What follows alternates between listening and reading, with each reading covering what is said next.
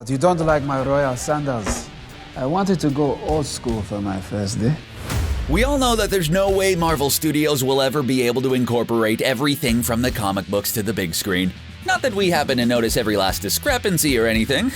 But if you don't keep up with the comics, you might have no idea how different some of your favorite MCU characters look now compared to the way they were first introduced. Some stars look much more subtle, while others feel like their costumes could use a major upgrade. We'll talk about some of the characters who have undergone the most dramatic transformation from the printed page to the big screen.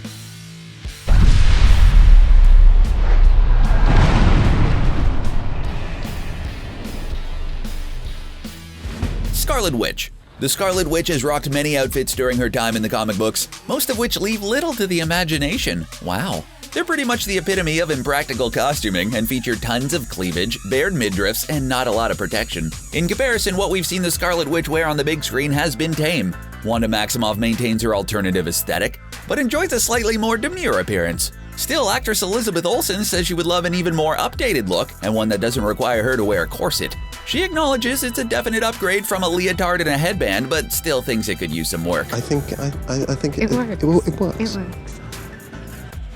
Valkyrie. In the comics, the character Valkyrie looks pretty much like a female version of Thor, and we're not talking about the Jane Foster Mighty Thor. She's tall with blonde hair, pale skin, and costumes which tend to show off her legs. Seriously, we're no Edna Mode, but having a giant cape to trip over yet no leg protection seems like a pretty serious design flaw. In the Marvel Cinematic Universe, Valkyrie has a much more practical looking costume, which actually includes a pair of pants, along with a much more manageable cape. She's also played by actress Tessa Thompson, who isn't quite the fair-haired warrior maiden comic book fans are used to. We love the increased practicality of her on-screen wardrobe, as well as Marvel's dedication to bringing greater diversity to the MCU.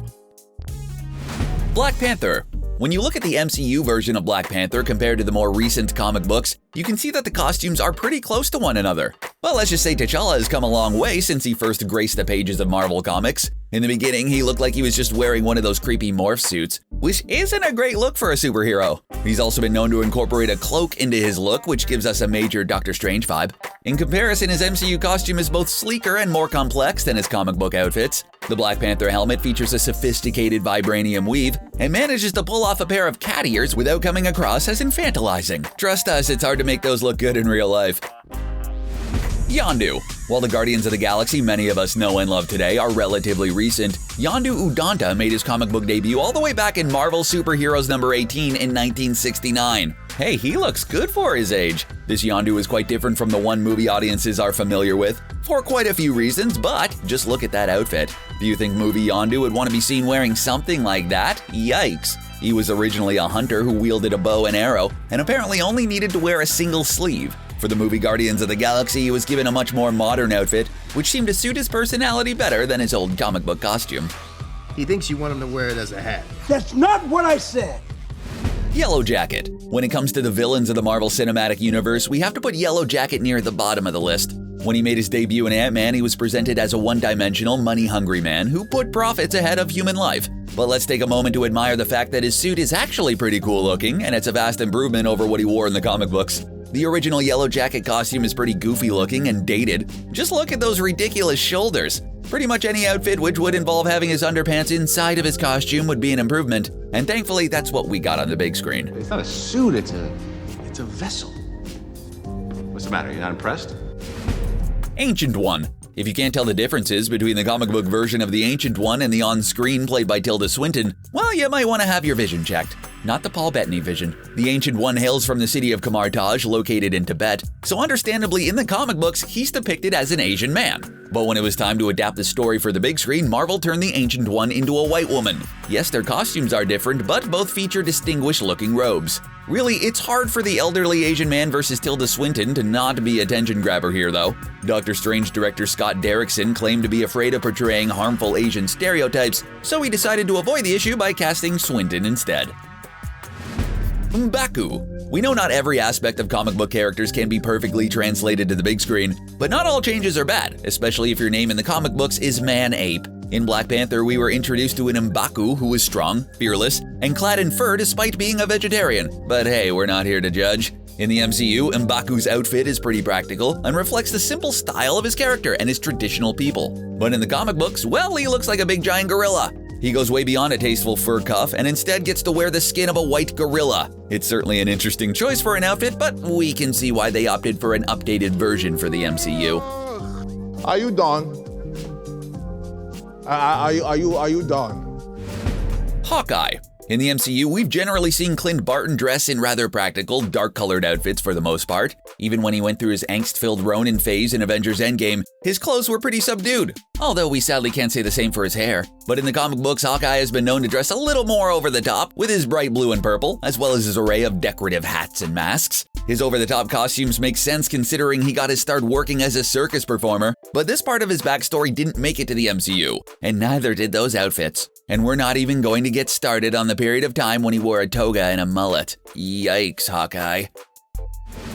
Drax. In the comic books, you'll notice one obvious difference between this version of Drax the Destroyer and the one we met during Guardians of the Galaxy. Well, unless you're colorblind. The original comic book version of Drax is green, while the one for the MCU is kind of blue, gray, purple hue, depending on the lighting. This is a pretty minor change, but it's one a lot of thought went into. Ultimately, it was decided there are just too many green characters in the MCU already, since Gamora and the Incredible Hulk are involved, so it was decided Drax would get a touch-up to help him stand out and fight the stereotype that all aliens are green. Gamora. We all know Gamora is a tough-as-nails warrior who is considered one of the most successful assassins in the galaxy. Although she eventually ends up falling for Peter Quill, she makes it known that her interests lie far beyond mere pelvic sorcery. But in the comic books, well, let's just say Gamora's outfits don't leave much to the imagination.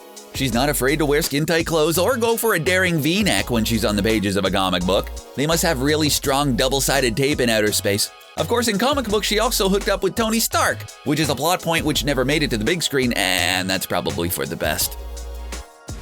Grandmaster. The version of the Grandmaster from Marvel Comics looks pretty much nothing like the MCU version, and that's not just because he's portrayed by the inimitable Jeff Goldblum. In the comic books, the Grandmaster is a blue being with red eyes, extravagant collars, and a big head, and we mean that literally and not figuratively. The Grandmaster we met in Thor Ragnarok seemed pretty over the top, but his appearance is actually subdued compared to the comic book version. Ragnarok director Taika Waititi had a very good reason for not making this Grandmaster blue, and it's all Jeff Goldblum's fault. You see, he appeared in the movie Earth Girls Are Easy, where he played a blue alien. Waititi didn't want to remind audiences of the other movie or hide Goldblum's beautiful face. So in the end, he decided to just give Goldblum a bit of blue facial hair to pay tribute to his comic book inspiration.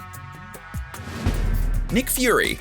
There are some actors who so totally embody a role it's impossible to imagine anyone else taking it on. For instance, it's pretty difficult to envision anyone other than Samuel L. Jackson acting as the infamous Nick Fury. But there was a time when he looked quite different in the comics. Yes, the original Nick Fury was a white guy who served in World War II. But when writer Mark Miller and artist Brian Hitch got the chance to use the character, they decided to give him a makeover so he would resemble the coolest man alive, Samuel L. Jackson.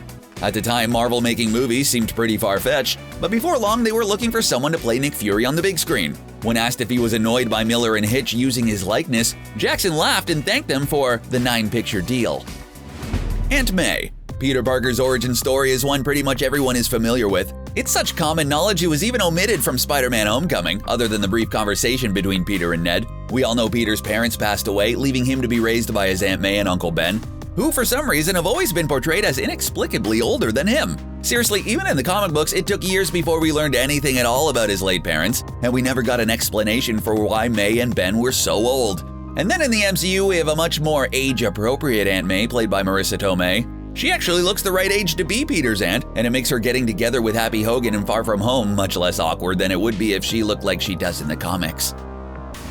Zemo. We met Helmut Zemo in the MCU during the movie Captain America: Civil War. Prior to Infinity War, he held the record for most successful villain of the MCU. Despite being a mere mortal, he managed to pull off his plan to cause a schism among the Avengers, and he survived until the end of the movie.